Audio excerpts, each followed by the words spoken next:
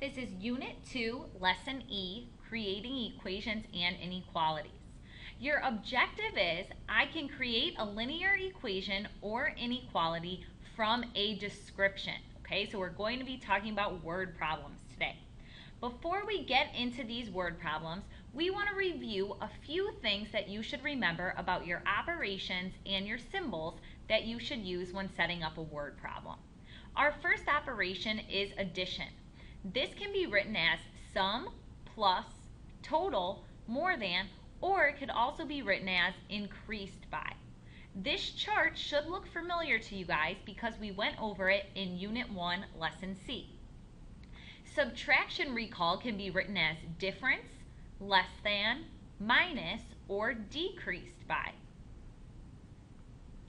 Multiplication can be written as times, product, multiplied by, or of. And our last operation, division, this can be written as quotient, divided by, or divided into. Okay, so once again, that should be a review for you. These words will tell you what operation to use when setting up your equation or inequality. You're also going to need to know, is it an equation or an inequality? You will use your equal to sign when the words are is equal to, or can also be written as the same as. We will use our less than sign when we have is less than, or you may see it written as fewer than. We'll use our less than or equal to sign when it says less than or equal to. It could also say at most, or it can also say no more than. No more than. All of these mean less than or equal to. Our next one is greater than. We would use our greater than symbol, or it could also be written as more than. And then lastly, greater than or equal to could be written as greater than or equal to. It could also be written as at least, or it could also be written as no less than. No less than. So once again, that should be a review for you guys, but now you also have it in your notes again to refer back to. So if you take a look at our first example, you guys are used to doing these already from Unit 1, but let's just do a quick review. We have the sum of a number and 2 is less than 7. So first of all, the sum tells me I'm going to be working with addition. A number, I'm just going to go ahead and use n, and the sum is between that number and 2. Now be careful because we have the word is followed by less than. So what that should tell you is we need an inequality symbol, not subtraction. So we have less than 7. So a number and 2, their sum is less than 7. If you look at part B, we now have the product, which we know is multiplication, of a number, I'll use n again, and 4 is 48. So we know we don't write our number times 4. We like writing it as 4 times our number. There's our product there. Is just means equal to, and the number 48. That should be a review for you guys, so we're not going to spend too much time on that.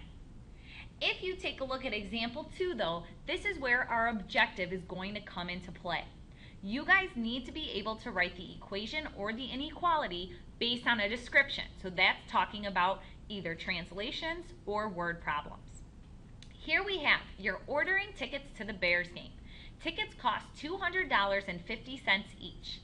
However, you also must pay a service fee of $10 for your entire order.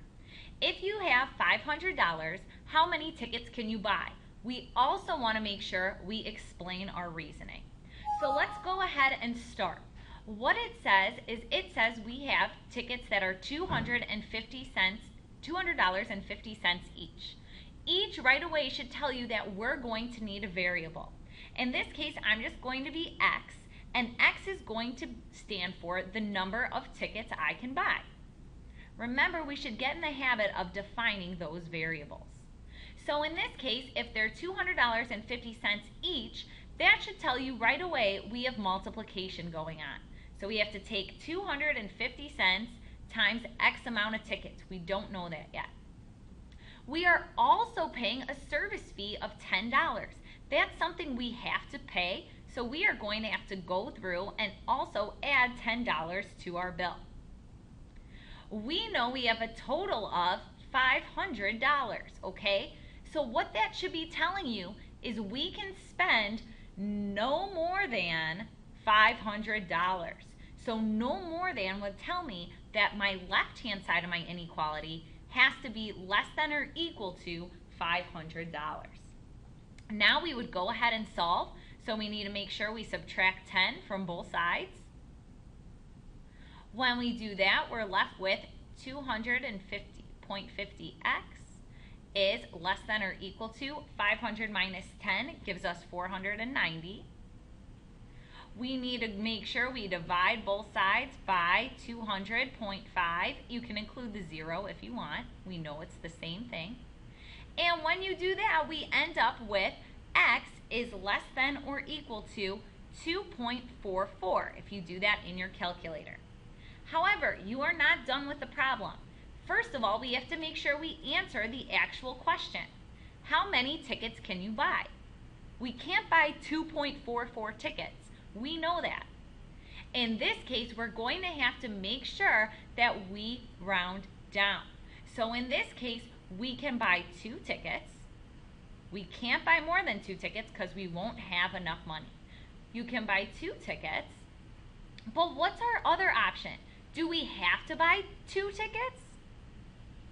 No, you could also buy only 1 ticket. You would have enough money for 1 ticket or 2 tickets. Sometimes it asks you for the most amount of tickets you could buy, which in this case would be 2 tickets. However, if it just says how many can you buy, well, you could buy 2 or 1. It's up to you. Make sure you guys write down your explanation in a sentence. We'll be looking for that when we check in the video tomorrow. If you take a look at our last example, what we have is Juan has a $30 gift card to the creamery. Each blaster costs $3.59.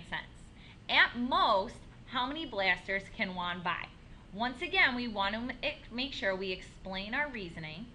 What you should also be thinking is, hey, we have an at most going on in there. At most should be telling you that we're going to want to be using our less than or equal to symbol. We need to make sure we set this up correctly. Each blaster, once again, that each blaster is going to tell us that we're going to be talking about multiplication.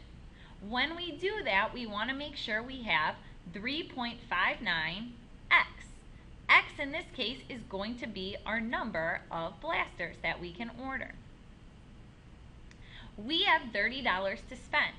So in this case, you need to just figure out where does that $30 need to go.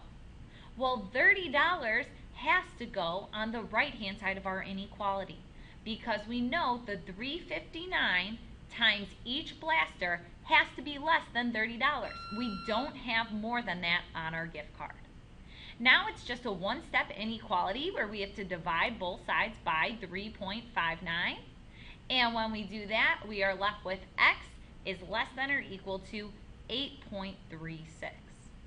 Once again, though, that's not your answer. What's the question asking? How many blasters can he buy? Okay, so he can buy any amount that is less than 8.36. However, they want to know at most. What's the most amount of blasters Juan can buy?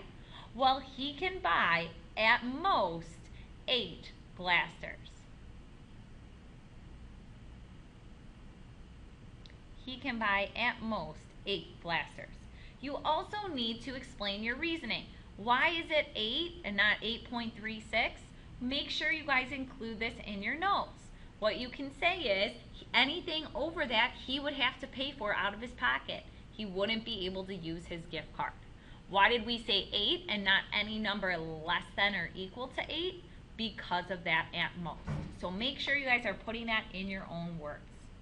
Then when you go ahead, I want you guys to make sure you fill out the rest of your note sheet, including what can you do now, what do you still not know how to do, and what are you going to do to help yourself.